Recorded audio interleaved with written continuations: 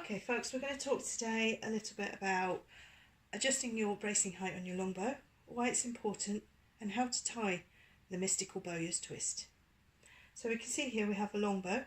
At the moment it's quite severely underbraced. That means the bracing height, the distance between the string and the stave, is too little. Currently this is only about 3 inches. I know the distance between here on my hand and the end of my thumb is 6 inches. That's a good bracing height to be aiming for. So to do this, what we need to do is unbrace the bow. So I'm going to use the push-pull method to debrace the bow. I'm then going to turn the bow upside down, placing the top somewhere nice and clean so you don't get it dirty. And we can see here we have a bowyer's twist at the bottom of the bow. So what we need to do is release this knot. We have a sliding loop here that we can just release with a thumbnail. Slide that loop off the bow, tuck the bow under your arm out the way. So we're going to work with the bottom end of the string. First thing we need to do is undo the bowyer's twist. So just unwind that tail of the string 3 times around, and you'll be left with a point where the 2 parts of the string cross over each other, forming a loop. To adjust this string, we needed to adjust it by a good 2.5 to 3 inches. So at this end we probably want to move it about this far. We need to keep the loop roughly the same size. So we're going to slide that crossover point up and pull that tail in so that we've got a similar size loop. Fold the tail under and you've got that ready to start forming your bowyer's twist. There's 2 mistakes that people commonly make at this stage.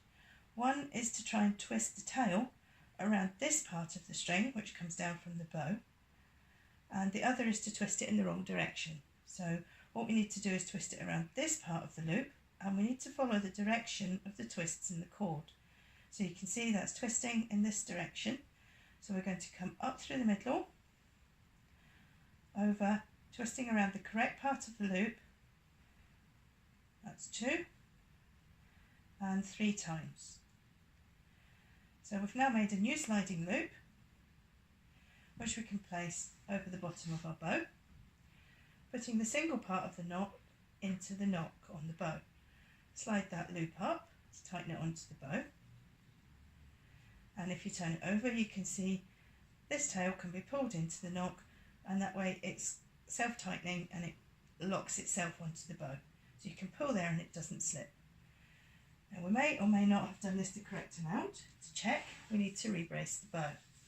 So we'll use either the push and pull method or we'll use a stringer to restring our bow, and we'll check and see if we've got the bracing height correct. Now then, what have we achieved? Our bracing height is still a little low, so it's better to do this in small increments instead of doing it too much and over bracing your bow, which can cause at least as much damage as an underbraced bow. So we'll debrace the bow again.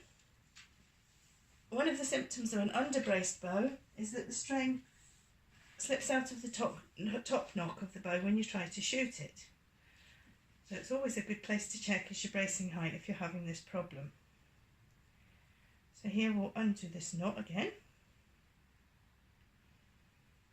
And the more often you do it, the easier it becomes. So we're going to adjust that again. Move that knot up, fold it under, up through the middle, twist it around 2, 3 times, place it back over the bow, tighten it onto the stave, pull that tail in and rebrace your bow. That really doesn't take very long to do at all. Okay, now this looks a lot more healthy. There we've got about 5.5, 5.75 inch bracing height. Absolutely spot on. You may find that you need to do this with a new bow the first 6 or 7 times you shoot your bow, partly because your bow will be bedding in, and partly because you have a new string and it will stretch. So likewise, when you change your string, you'll go through this process several times until your string beds in.